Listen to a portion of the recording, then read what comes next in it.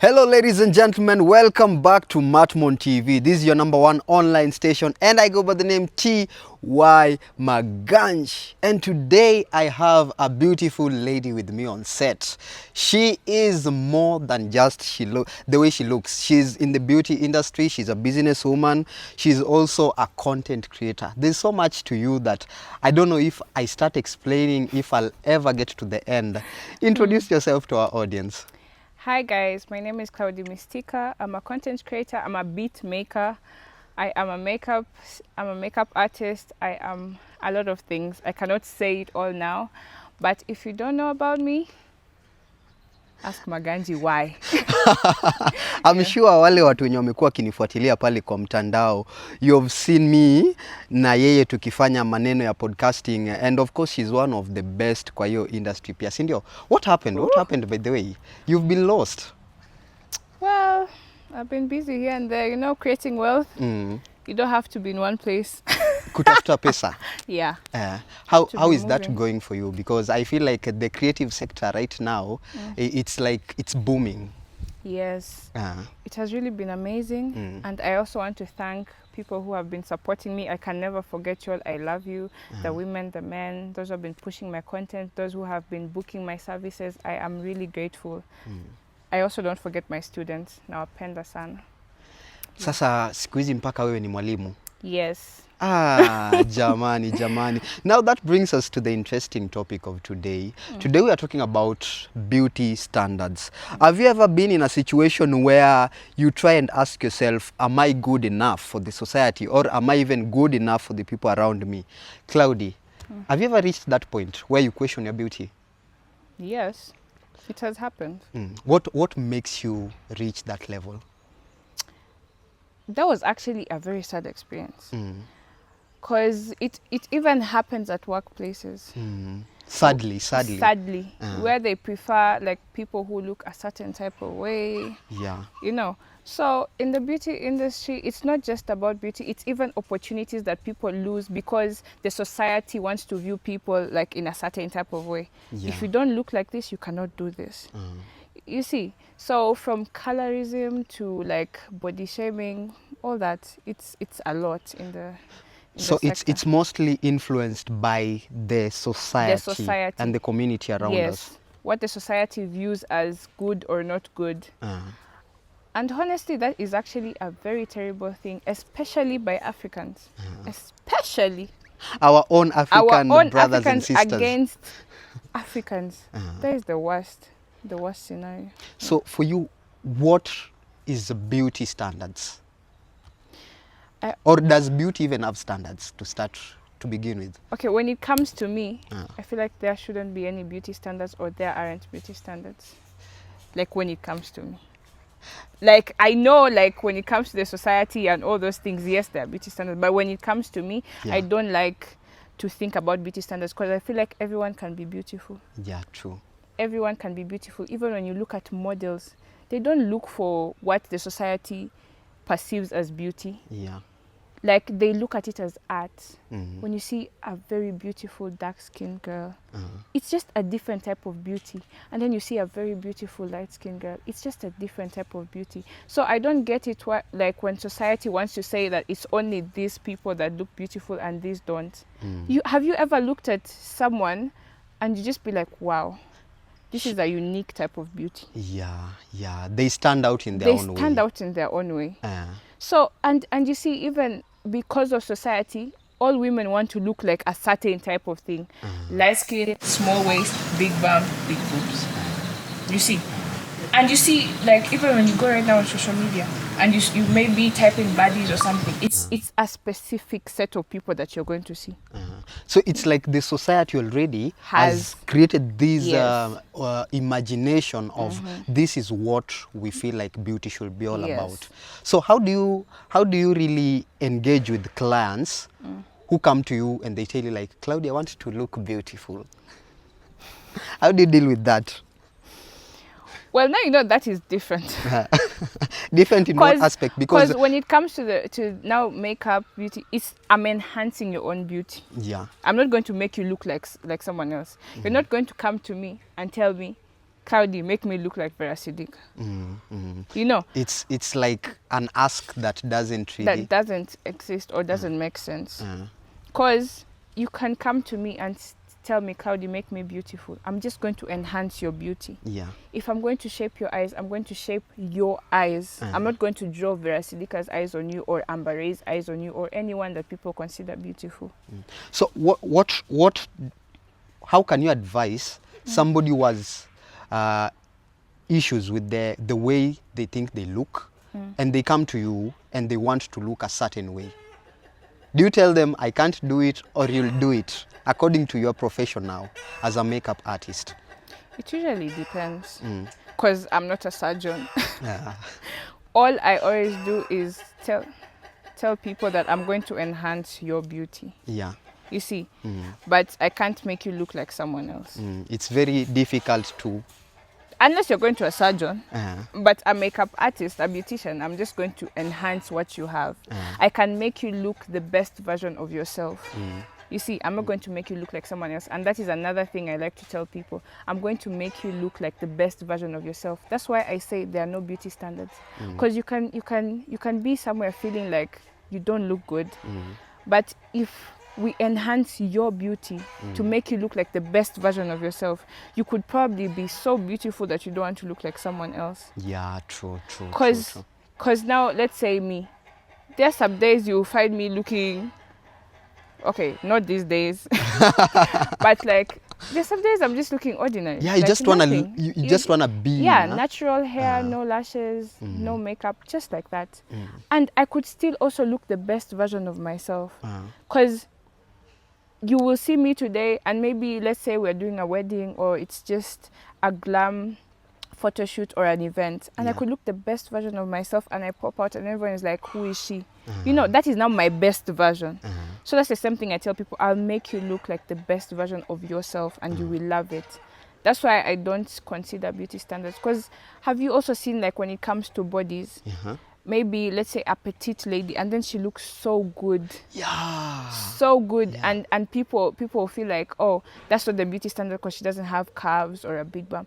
But anyone can look so good on their own skin, on their own body. It's a matter of being comfortable with how you feel about yourself. And you love yourself. And you accept yourself. I know, do you know Achenga Gutu? Queen of confidence. She's a Luo, but she's like in America, in the States. I think I'll Google her. I'll have to Google her. She is one of the most confident queens. She actually built her brand off of confidence. Yes. So I don't want to say that she's not the beauty standard. She is. She is. She's dark-skinned, thick. You know, when she started, she was bald. Like, she used to shave her head. And she used to talk about confidence. And see, she is now on the covers of Vogue. You know, she has made herself a standard. I really see what you're trying to explain, and that brings me to this question. Yeah. Do women try to change their beauty so that they can be able to earn more, for example, in their places of work? And how does that affect their now mental state? Because you find, like, there are ladies who, if they don't have makeup, they feel like, I'm not complete. How do a lady, for example, who is in that situation, deal with that, knowing that I can have makeup and have no makeup and still feel like it's me? You know, today I actually intentionally didn't wear makeup. Because okay, as I'm building my brand, Cloudy Glam, I also want to build confidence in women. It's not just about what you can add on yourself to be beautiful. Even being natural is beautiful. True. People put so much attention in what they could be and they forget to see what they are. What's in front of them, actually. What is in front of them. Because I think that also happened to me. Because there was a time I was so insecure. It's like every day I try to draw on my face and see something that is not there, that I even almost forgot what I looked like. It's like having this imagination of yourself and trying each and every day to look like that, and you forget to notice what you look like That at you the already moment. have it. That you already have. Because it would reach a moment, someone sees me like naturally and is like, you're so beautiful. And I don't believe it. That is how lost I was in there. And I feel like that is the same thing that's happening with women out here. They focus on being something else that they are not. Then they end up losing forget, themselves. Yeah, and lose themselves. Because these days, even in Nairobi, because I've lived in Nairobi for 10 months, and what I can say is that most of the times, if you want to get most of these jobs, receptionist, host, you have to be light-skinned. You have to be light-skinned. There's a certain standard that they've already set. That is even if you want to work in the clubs. In the clubs, you want to be, even these bottle girls, you have to be light-skinned. You have to look a certain type of way. Even I've seen some girls on their TikToks talking about how I've bleached my skin to get this job. You know, even like some air hosting jobs, like that is the standard. So when we are talking about beauty, we know beauty is large. So the other day I talked to this lady who is a friend of mine. I won't mention the name just because I want to protect that image of her. And she was telling me like, Tai, there is a certain type of dress if I wear, the guys will be all over me. But there is a certain way if I wear, there is no guys will be coming to me. As the society set, have the society really set how we dress up, how we actually conduct our day-to-day activities? How we dress up. Like you come out of the house dressing up for the people outside, not for you. Is it a reality? I feel like people actually do that. Yes, I feel like people actually do that. That is why I say that the beauty industry is really messing up with the females mostly, even more than men. Because men, it's probably when it comes to money. That is another topic for another day. But when it comes to that, women are the most affected. Because you could be wearing your sweatpants and hoodie and you walk in the streets and you are probably not going to be recognized. Let's say you wear a nice dress, probably exposing your legs or your skin, you are going to get like probably 5 or more people wanting to know you, wanting to ask for your number, or people just looking at you in a nice way, or people even just complimenting you. You see, it's not all cases, but it happens. And I think it also happens on social media. When a lady is wearing something that looks sexish, and when she gets more views and likes and even comments, but when she's just in her pajamas, then it's kind of like the likes and reactions are not as much. Does it affect our mental state at that point? Sometimes. For some girls, because now there are these girls who now make it a point. Now that is their life. You wake up dressed like this certain type of way, and then make videos and post. You see, because there are a lot of girls that you can even check their social media handles. That is their content, because they want to be famous. Now they feel like, because I want to be famous, I have to dress like this. I have to show people my body. I have to dance in this certain type of way. I have to be seductive. Because people feel like at this point, you just have to be sexy to be seen or recognized. True. Which is not supposed to be the case. I feel like it's very true, because if you look at today's standard of beauty, it's so high, and especially it comes from the women's side. It's not even the guys, it's the ladies who are very fast to tell you like, oh, this looks bad on you, or this looks some type of way when you put it on. Let's now dive into religion. How does religion and beauty standards get in together? For example, you have a Muslim friend, and Muslims usually have very, very strict rules according to their dressing code and all that. How does somebody who is in that religion manage to still look beautiful and stand out? Muslim. From a Muslim perspective. Do you think like they are being too much judged if they wear in a certain way? I feel like with Muslims it's worse, because you know women can get stoned to death for exposing their hair. Like leave like the Muslims in Kenya, because it's not all of them that actually cover their hair. Let's say in the Arabs or the Somalis. You know that most of them, you can actually get stoned. There's actually a lady who was killed a day after she went on TikTok and posted her hair. She was like, I'm tired of this. Why can't we just be like other people?